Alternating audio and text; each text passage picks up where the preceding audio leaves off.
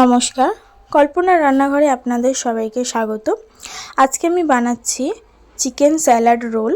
সেটা আমি তোমাদের সাথে শেয়ার করছি। এটা আমি ঘরে প্রায়ই বানাই, তা আমি তোমাদের সাথে সেজন্য শেয়ার করছি। তোমরা ভালো করে রান্নাটা দেখে নাও আমি কিভাবে কি বানাচ্ছি।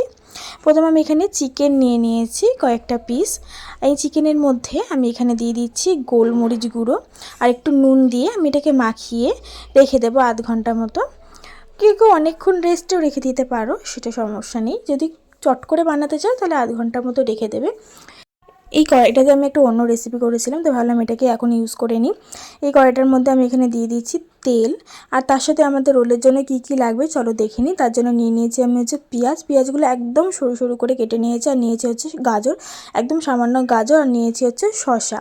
তেল গরম হয়ে এলে আমি এখানে দিয়ে দিচ্ছি হচ্ছে চিকেনটা আমি ম্যারিনেট করে রেখেছিলাম, সেই চিকেনটা আমি এখানে দিয়ে দিচ্ছি। চিকেনটা আমার ভাজা হয়ে গেছে।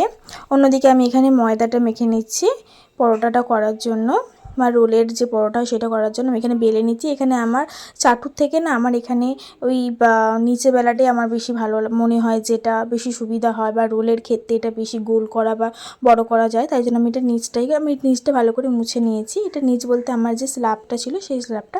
এখানে আমি তাওয়া বসিয়ে দিয়েছি, তাওয়ার মধ্যে আমি এখানে পরোটাটাও দিয়ে দিয়েছি। দিয়ে আমি অন্যদিকে পরোটাটা হতে রেখে দিয়ে আমি এখানে মাংসগুলো ছাড়িয়ে নিচ্ছি। দেখুন একদম মাংসগুলো পুরো কুকড হয়ে গেছে, আমি ছাড়িয়ে নিচ্ছি। নেওয়ার পরে আমি এখানে রুটিটাকে ভালো করে দুপিট সেঁকে নেব। প্রথমে কিন্তু আমি তেল দেব না, প্রথমে দুপিট সেঁকে নেব। নেওয়ার পরে তারপরে আমি এখানে তেলটা দেব। দেখুন আমি এখানে তেলটা আমি কিন্তু দুপিট সেঁকে নিয়েছি।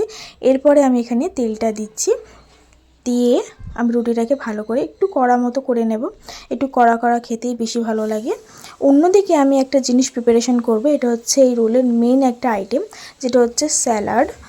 সেটা হচ্ছে শসা নিয়েছি, পেঁয়াজ নিয়েছি, তার সঙ্গে দিয়ে দেব হচ্ছে গাজর কুচি।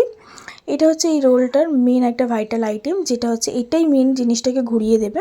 তারপর আমি এখানে যে চিকেনগুলো ছেড়ে নিয়েছিলাম সেই চিকেনগুলোকে আমি এখানে দিয়ে দিচ্ছি। সব চিকেনগুলোকে আমি এখানে দিয়ে দিচ্ছি। বোনলেসও রাখতে পারো বা কাটা দেওয়াও রাখতে পারো, অসুবিধা নেই চিকেনে। তারপর আমি এখানে দিয়ে দিচ্ছি হচ্ছে মেও, অনেকটা পরিমাণ আমি এখানে মেও দেব। আমি কিন্তু এখানে ডিম কিন্তু অ্যাড করিনি। যাই হোক, এখানে আমি দিয়ে দিয়েছি হচ্ছে টমেটো সস। আমি এখানে ডিম ছাড়াই এই রোলটাকে বানাবো, তাই জন্য এখানে বলেছি চিকেন স্যালাড রোল। তারপরে এখানে দিয়ে দিচ্ছি হচ্ছে নুন, পরিমাণ মতো নুন দিয়ে দিয়েছি আমি, যতটুকু লাগবে আমার ততটুকু আমি এখানে দিয়ে দিয়েছি। আর এখানে দিয়েছি অনেকটা পরিমাণ গোলমরিচ গুঁড়ো।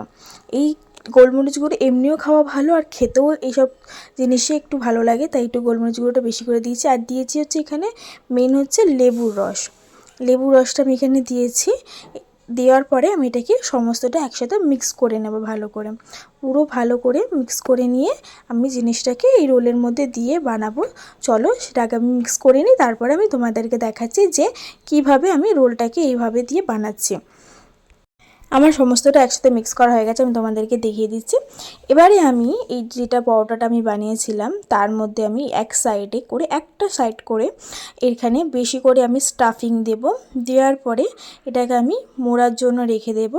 মোড়ার জন্য এটা বোঝা যাচ্ছে, এটা আমি আমার বরকে দিয়ে মোড়াচ্ছিলাম, যেহেতু আমি এটা মুড়তে পারবো না, তাই জন্য আমি এখানে বলেছিলাম তাকে একটু সাহায্য করে দিতে। তো সেই বিষয়গুলোতে ভালো পারে, তাই জন্য সে একটু উনি মুড়ে দিচ্ছিল জিনিসটাকে, রোলের শেপে মুড়ে দিচ্ছিল। দেখুন মুড়ে দেওয়ার পরে এটা খেতে কিন্তু দারুণ লাগছিল, একদম অন্যরকম স্টাইলে। এটা চিকেন স্যালাড রোল বলা যেতেই পারে, বা আমিও এরকম ঘরে বানাই, তোমরাও একবার ট্রাই করে দেখো। যদি ঘরে ডিম না থেকে থাকে সেক্ষেত্রে রোল এরকমভাবেও বানাতে তোমরা পারো।